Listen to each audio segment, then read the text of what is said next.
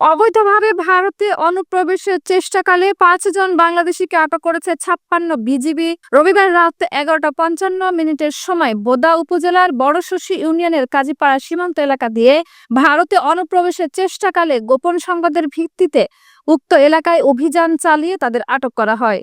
আটককৃতরা হলেন শ্রী বিশ্বজিৎ রায়, পিতা জিতেন্দ্রনাথ রায়, শ্রী খুশি রানী রায়, স্বামী বিশ্বজিৎ রায়, শ্রী রতন রায়, পিতা ভবেশ রায়, শ্রী চন্দনা রায়, স্বামী রতন রায়, উভয়ের বাড়ি দিনাজপুর জেলার কাহারোল উপজেলায়, এবং শ্রী সুজন রায়, পিতা ধমেশ্বর রায়, তার বাড়ি পঞ্চগড় জেলার বোদা উপজেলার কালিয়াগঞ্জ ইউনিয়নের উৎকুড়া গ্রামে। ৫৬ বিজিবি এক সংবাদ বিজ্ঞপ্তিতে জানিয়েছে, সোমবার রাত ১১টা ৫৫ মিনিটে কাজীপাড়া সীমান্ত দিয়ে ৭৭৭/৩ এস পিলারের সামনে নো ম্যান ল্যান্ড অতিক্রম করে ভারতে যাওয়ার চেষ্টা করে। এ সময় বিজিবি সদস্যরা টের পেয়ে ঘটনাস্থল থেকে ৫ জনকে আটক করে। আটককৃতদের অবৈধভাবে ভারতে প্রবেশের চেষ্টার জন্য বোদা থানায় মামলা দায়ের করা হয়েছে।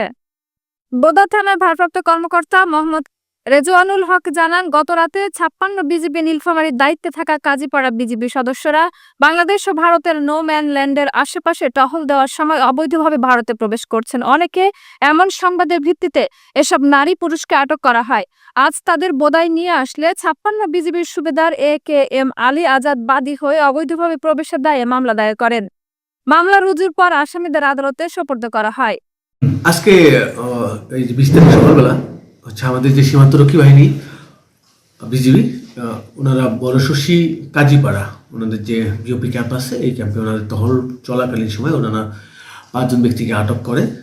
এই ৫ জন ব্যক্তি অবৈধভাবে ভারতের অনুপ্রবেশের চেষ্টা করতেছিল।